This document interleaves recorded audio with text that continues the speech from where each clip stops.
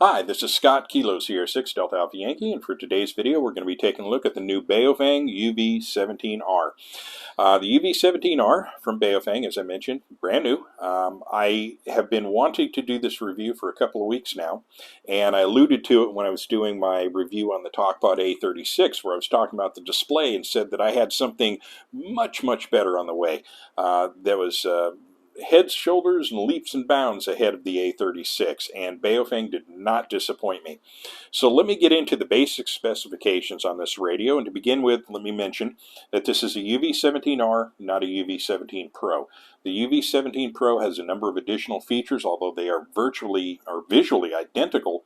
The UV-17 Pro is a bit of a different animal and a little bit more money. This is going to be the base model UV-17R.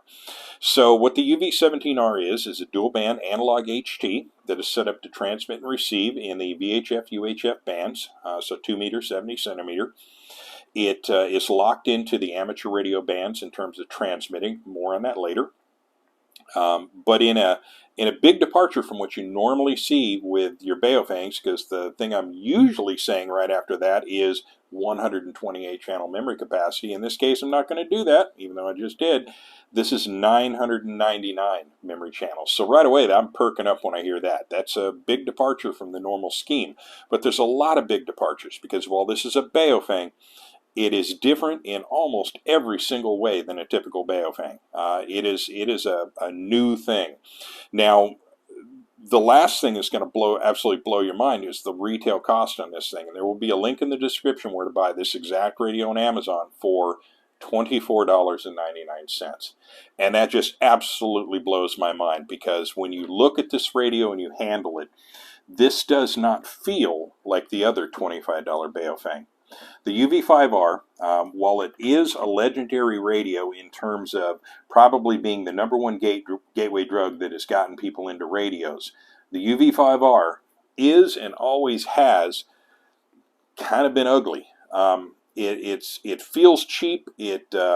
It feels like a $25 radio, and always has felt like a $25 radio. Whether that's for the good or the bad doesn't really matter. This thing's not going to win any beauty contests, and it looks and feels clunky, and it doesn't feel particularly well built. Lots of sharp edges on it, and the plastic is pretty brittle, and I've broken a bunch of these, so I know. When you handle a radio that costs the same but has this degree of build quality in it, we're into something completely new here. We're into uncharted territory, because this thing feels solid. I mean, it has a good heft to it. It's huge in comparison to the UV-5R. But all of the switches are nice. They have a good feel to them, good positive quality to them. Everything on it is upscale and looks and feels better than the UV-5R for exactly the same price, and delivering features that the UV-5R cannot deliver, like the 999 memory channel capacity, the larger battery, on and on. So it begs the obvious question: is this a replacement for the UV-5R? Whether it is or isn't, I do not care. It's not like they're not mutually exclusive. They can exist together. What this represents in terms of the UV-5R, and the market will sort this out. But this is so much better than the UV-5R in so many ways. I can't imagine why anyone would now want to buy a UV-5R. And that's where you determine whether or not it's a replacement, because they tried that same strategy with the UV-S9 Plus, and really all it turned out to be was just a UV-5R in a different case, but without the ability to go with the extendo battery, and with this insane idea to kick the output power up to such a degree that when you have a long contact, you actually smoke your own radio. So I don't see the UV-S9 Plus as being a competitor to anything at this point. But these two against each other, as I said, the market will sort it out. They can exist together at the same time. But what this really represents is a completely new and unique and really feature-packed radio in that $25 radio market. And there is a market for $25 radios, and it's on a lot of different levels. It's on a level of people that just want the most bang for their buck. It's on the level of people that, for whatever reason, need to buy a large number of radios for people. it's a really achievable entry point for people that are just dipping their toe in the water in regards to radios. But for whatever reason, $25 radios exist. This UV-17R is an excellent example of that, and I honestly don't know how the hell they do it, because this is pretty darn amazing for what you're getting. And as I go through the review, I think you'll see that. I'm going to make a compelling case for that. But without further ado, like I said, they can exist together. The market will determine it, but whole new animal. So let me go through the review. I've talked about the basic features. Let me just kind of rotate through all of the controls and start where I normally start, up here at the on-off knob, volume control knob, and we'll work through the radio, and I'll cover stuff as we go. How about that? So at the top, we have a typical on-off knob. You turn it, hear the click, radio turns on, turn it more to the right, make it louder, turn it more to the left, make it quieter. Pretty typical all the way across the board. There is no shielding on the knob. There's no built-up side cover, which you see on some of the radios, but they don't really seem to be bothered by that. For instance, on the UV-9R Pro, they don't have anything like that, but the UV-9 Golf does. Whether that's a thing or not remains to be seen. I've not had any incidences where I've seen a whole lot of damage occur to a knob from a side impact, but it can happen, but it's not present here. When you look at the top, you're going to see a waypoint marker that you typically see in a GPS application. This one does not have GPS. That's UV-9R Pro territory, I'm sorry, UV-17 Pro territory. That has GPS. This one does not. Like I said, this is a 17R, which is your base model. You have a status LED at the top, and it's going to go glow red when you transmit and green when you receive, and it's going to flash green during scan. No flashlight on the top. We'll get to that in a minute. Let's have a look at that antenna. Now the antenna is you've probably seen this before, and you're wondering, are they the same? Looks visually exactly the same as the UV-9 Golf, but just because it looks visually the same doesn't necessarily mean it is, but they are pretty darn similar. In fact, let me take this off real quick. And with the UV-9 Golf, of course, it's a GMRS radio, so when you look at the bottom here, well, this says they may be the same antenna, because this says 136 to 174 and 400 to 520 megahertz for the UV-9 Golf, which that's a dual band antenna. And I'll bet you when we take the antenna off of this one, we're going to see the same markings. So let's have a look here. And sure enough, that is the same antenna. Now, it's not necessarily a bad thing, because I mentioned it during my UV-9 Golf video that this is actually a very good antenna. And it turns out it's a very good antenna on this one as well, because my SWR readings on this that I did separately, 146.420, I got 1.2 to 1 for SWR. On 441.000, I got 1.2 to 1.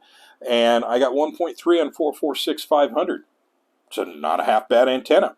But a lot of people see this antenna, and it brings about a bit of wonderment, because they go, well, is that the same as the infamous counterfeit Nagoya? Which the secret on these counterfeit Nagoya antennas, by the way, they spec out identical to the genuine Nagoya antennas. And I know that because I got burned twice. I bought not one but two of them, and they both actually work pretty darn good. I have no complaints. It's just they're not a genuine Nagoya antenna. Okay, but they still work pretty good. But one thing that has come up, particularly with the UV-9 series, is, and it really came up in a big way on the UV-9R Pro, is this little opening here. It's recessed in pretty deep. And one problem that people were having is that when they went to put these Nagoya antennas on there, this was just such that the inside diameter was a little undersized, and you can't get one of these Nagoya antennas to thread down and seat on the radio. So it precluded you from using any aftermarket antennas, and you kind of had to stay with the factory. Now, the factory antenna is not bad, so I don't have any major complaints there.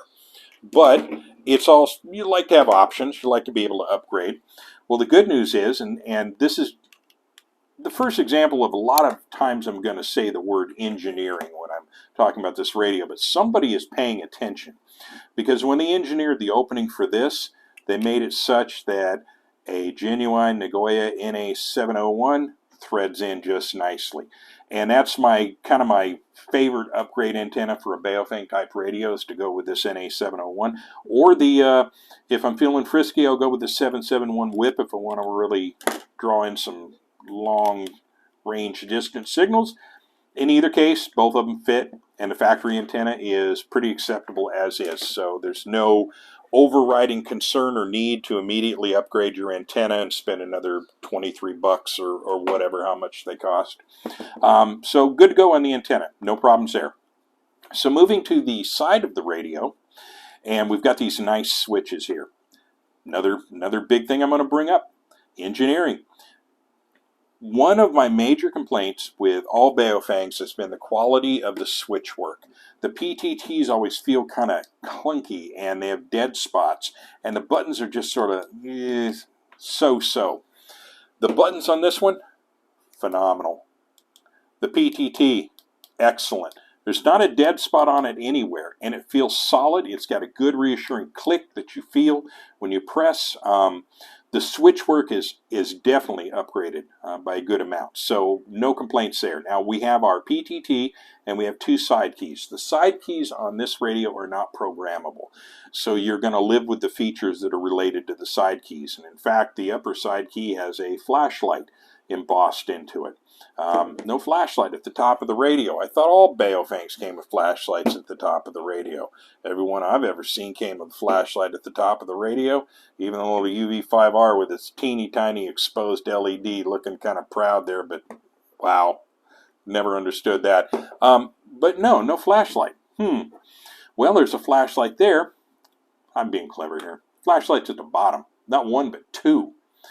And engineering, somebody paying attention to the way things are used. Let me show you something that you're going to find interesting. So with our flashlight, a short press gives us full on, another short press gives us a strobe, third short press turns it off. But here's something I want to show you. So let's say you're sitting in a darkened environment here, and I've got this pad where I've jotted down some notes of my horrible handwriting. Well, God, that's embarrassing. I'm awful. There we go. So you're sitting here and you're jotting down your notes. You get your flashlight at the top of the radio. Is the flashlight useful at all towards writing anything down? No. You have to have another light source. But with this design, I can operate the radio, hold the radio, talk into the radio, and write down at the same time and illuminate the document that I'm working with. That's paying attention. That's somebody going, hey, I got a neat idea. What if we did this? That makes sense. That's a flashlight that actually genuinely makes a lot of sense. So that's an engineering thing, and it shows someone's paying attention and someone's trying to do something that's a little bit next level and bringing something new to the world. So pretty cool. So that's what the top key does. Bottom key, short press gives you, turn it on. Short press gives you access to FM radio. Short press turns it off. Long press gives you mono. So that's pretty much those controls. Moving to the front of the radio, we now see our display.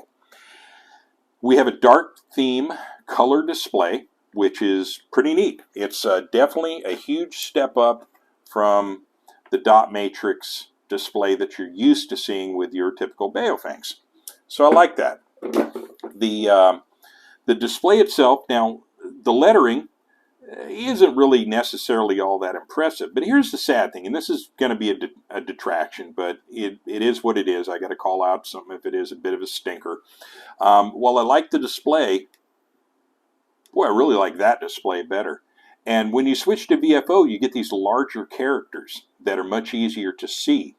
For some reason, those exist in VFO mode, but when you're in channel mode or memory mode, you go back to this smaller font. The same thing exists with the TalkPod A36. It's got that smaller characters, but when you switch to VFO, you get larger characters. And then when you switch back, you're back to those smaller characters. So it's got to be something within the way the chip was designed. Whoever was engineering that day was definitely not having lunch with the flashlight guy.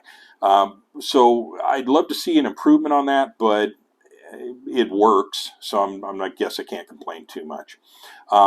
As far as the display and navigating the display, I've already mentioned or used this green button a couple of times. This is your menu button, and it's also how to switch from memory to VFO. So a short press will take you to your menu. Short press, actually exit, gets you out of that. And a long press of that gets you switch from VFO to channel. The blue key obviously is your exit key, but also a short press of that blue key moves you from the A band to the B band, or the A area to the B area. So you see the arrow is showing the active area that you're working with, and then we switch right back. Navigation of the channels is accomplished via the up-down arrow keys, also within the menu. Same thing, it allows you to navigate the selections. Something I'll show you real quick, and again, I'm referring to the TalkBot 836, but before I do this, you got to make me a promise. When I show you this, do not for a second think these are the same radios or that they're related in any way other than the fact that they both do this one thing the same way.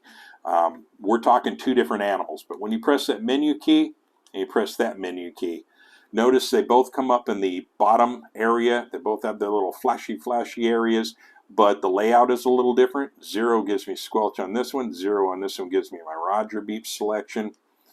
But as I navigate through this thing, they kind of look the same, but slightly different.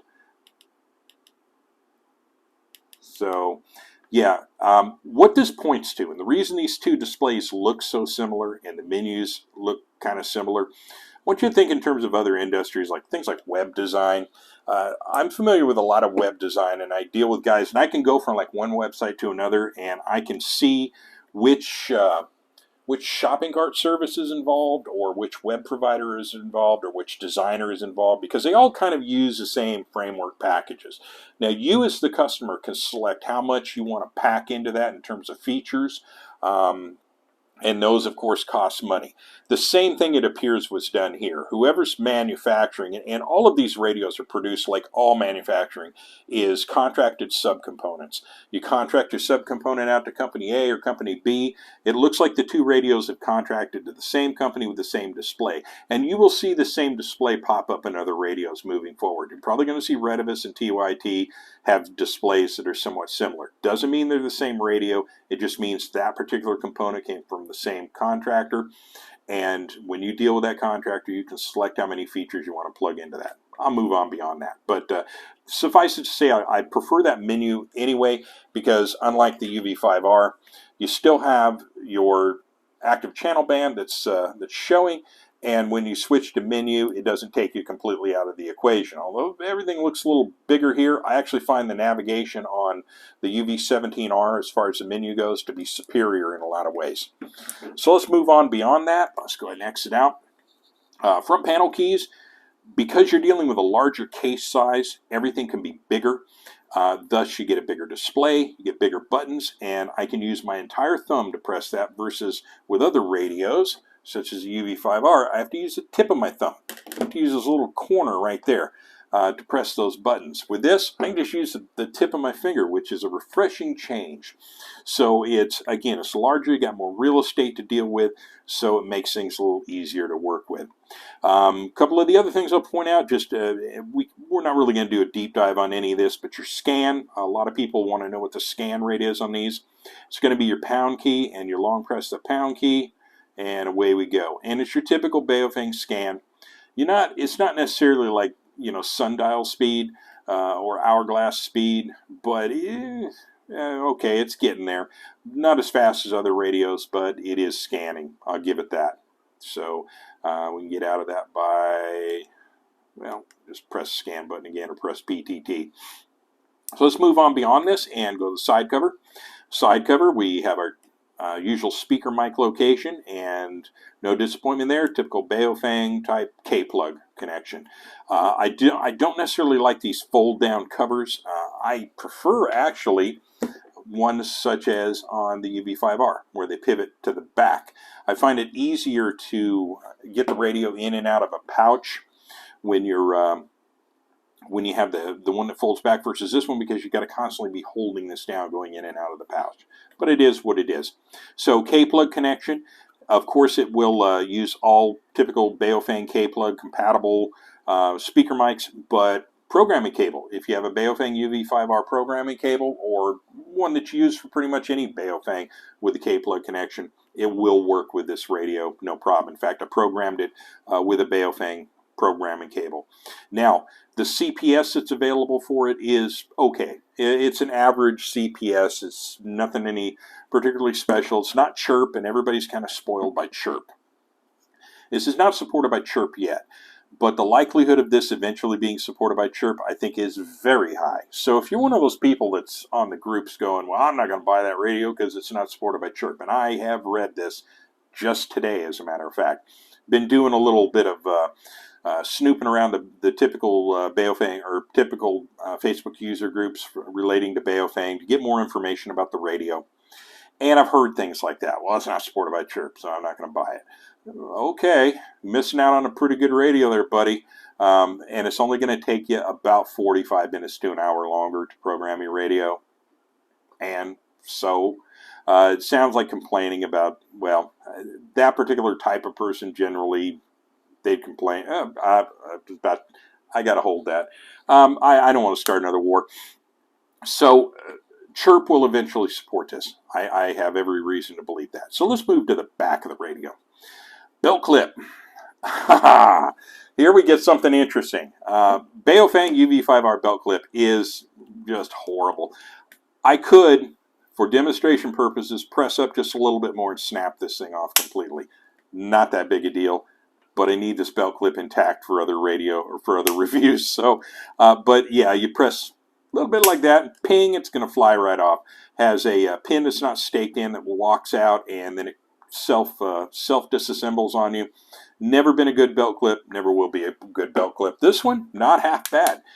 Very heavy duty, long, wide opening. Pin, bigger pin, and it's staked, so it's not going anywhere. Still has a sheet metal base on it, but yeah, I got no complaints about this belt clip. But now let's get to the battery. This is, I was so tickled when I saw this. It took me a minute. I actually had to take a picture of it and show somebody. This battery, the way it secures, is cool. I like things that are overbuilt and super extra rugged. So you notice I'm getting a screwdriver out, but I'm also going to get a penny out. So there's one United States Lincoln penny. The way this battery is secured is via this big old gigantic screw right here with this big old gigantic slot. Now you can use a penny and you can use a nickel to undo this. Doesn't take too long, but a screwdriver is a little quicker. But one thing that a lot of battery companies do wrong is their battery latch. And with the battery latch being kind of flimsy, they can break easily. Your batteries can come loose and fly off if the radio is dropped. Somebody at the engineering department, I think the same guy that had lunch with the dude that did the flashlight, they were talking about battery latches, and he says, "Here, son, hold my beer. I got an idea." And we get this, secured with a screw, with a gigantic tab at the top that interfaces with a big old giant generous slot in the body of the radio. And that locks this 1800 milliamp battery in place, and it ain't coming off. I suspect if you started pounding on this thing in an effort to dislodge the battery, you'd have a pile of broken parts, and this part would still be screwed into the back of the radio. Okay, nice. No complaints there. I'm not going to complain even a little bit about that. That's pretty cool. I'd like to see other people do that. Now, one complaint that will pop up, though, and I'll mention real quick, there's no gasketing. There is no weather protection or stated weather protection on this radio, which kind of eliminates it, for me at least, in terms of being used as an MCOM radio. But that's okay. This is a cool recreational radio. Not every radio has to be an MCOM radio. For 99% of the rest of the radio world out there that just wants a radio to talk to other people on, this is good to go. But you should know it does not. It's not good in the rain, and I'm not gonna even imply that it is. But another thing that relates to MCOM and is missing from here is there is no USB-C charging for the back of the battery. So the only way to charge this radio is via the cradle charger. And that's problematic from a field perspective because, as you can see here, there's no wall wart right here. And what we're talking about here is our transformer that transforms the current from AC to DC and then outputs your usual however many watt or how many volts it is into the charger. And some of those can be set up so that you can take the cradle charger, but you can put a power plug on it or Anderson power pole on it, and you can actually charge right off of a power box, even if you do have to use the cradle charger. In this case, in order to power in the field, you would actually have to bring an inverter into the field or find a generator that has a 110 outlet. So that's a problem. The way around that would be a USB-C charging capability on the back of the battery, which a lot of people are bringing in. Even the A36 TalkPod has it. This one doesn't. The UV-17 Pro does. So what I would do is, if I had this radio, because I always buy, for any radio that I'm going to use a lot, I buy a spare battery. What I would do is just buy a spare battery for a UV-17 Pro and just mount it on here. It'll still charge. It doesn't really relate to the radio at all. They're the same battery. The difference is the Pro has that charger built into it. So buy a USB Pro replacement battery and you're good to go. That would be one way around it, or just buy the UV-17 Pro. More on that later, because I hope to actually review that radio coming up fairly soon. But for a recreational radio that you're just going to use around your house, like, again, to rephrase, 99% of the rest of the radio world out there, charge it in a cradle and call it a day. Because the number of times that I've charged a radio actually in the field for real, other than just like practicing at field day or practicing in an event, is the sum total of 0 times. I've actually never had to do it. I like having the capability of doing it, but I've never been forced to do it. I charge all my radios in a damn cradle charger. It's not to say that it's a moot point and it's not worthy of consideration.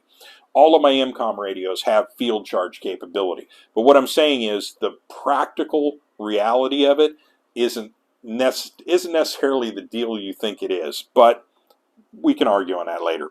Now, brings us back to the front of the radio. Let me give you my anecdotal experiences of the radio and some of the testing that I've done on this. Signal reports, typical Baofeng. Receive it's good. I don't have any major complaints, but like all Baofengs, it's a direct conversion receiver, and it doesn't have some of the filtering that other higher-end direct conversion receivers have. So in a high RF environment, this thing can go deaf on you. I haven't had a problem with it, but I've encountered it with other Baofengs, so it's there. But reception is okay. I don't have any major complaints. It's hearing the same thing that my other radios are hearing, so no issues there. Signal report on transmit is typical Baofeng, which is good. I'm not going to say it's great. I'm not going to be one of those guys that's going to blow smoke up your skirt and tell you, well, with a Baofeng, you can't tell on the other end of the radio if I'm using a Baofeng or a Yaesu. Yeah, you can. We've always been able to tell that. And if you believe that, you're deluding yourself. Baofengs have this thing that they do.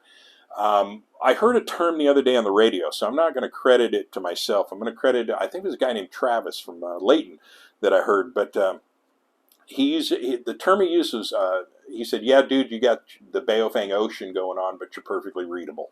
And I thought, wow, that's perfect. That's a perfect way to sum that up, the Baofeng Ocean. Because when you talk on a Baofeng, if you're used to hearing them a lot, you'll hear kind of a whooshing sound that comes through. And it is this way on every Baofeng I've ever heard somebody talking on. I can pick it up right away, and a lot of other people can. It's not a bad thing. You're still perfectly readable, but there's an artifact on your signal, and I don't know if it comes from the way the microphone is designed or what, but they all pretty much sound like that. So yes, you can tell if it's a Baofeng, but signal report is fine. I'm coming through okay. I'm perfectly readable, but again, got a little bit of hiss on it. Got a little bit of hiss in the background, a little bit of bacon frying. But That's to be expected on a $25 radio. If you want to be full quieting and sound like you're sitting next to the person, yet you're on the other side of the county, you're going to need to up your game just a little bit. But if you don't necessarily need that in your life, and you got 25 bucks to spend, this will do just fine. Don't worry about it. It's not that big a deal. But output power, did I talk? Yeah, I talked about SWR testing. Let me talk about output power real quick. This, of course, has a high and a low power setting. Most people are concerned with the output wattage for high power. And on 146.420, which is VHF, I'm getting pretty consistent 5 watts. And I danced around. I think I went up to 147, 420, got the same thing. No variation, no movement. Same for UHF in terms of no movement, but it's a little bit lower. On 441 and also 446.500, I was getting 4.3 watts, which is okay. That's normal. Most radios will produce a lower output wattage on one band versus the other. They very seldom are consistent from band to band, but perfectly fine. No major problems there. I have no complaints about that whatsoever. It's perfectly standard performance because that's exactly what my Yaesus do. So all in all, this is a radio that performs as well as it looks. And as far as looks go and as far as feel goes, this is an impressive radio for $25. This is the most, I think, the most bang for your buck that you can currently get for 25 bucks, and it just blows me away that you can get this for that little amount of money. Now what I got to see is, I got to see this UV-17 Pro. I got to get one of those in my hands because that might be interesting. But with that, I think I've talked about this enough. I highly recommend as a $25 radio. Again, you can always do better when it comes to radios. You can shell out 250 bucks for a really excellent radio, and I give you a whole list of those. But if you're a person who's looking for a $25 radio, the best thing you can buy right at the moment is this UV-17R right now. So with that, I will bring it to a close. Thank you for watching and or listening. It's Scott, Kilo Sierra 6, Delta Alpha Yankee from Visalia, California. Have a wonderful day.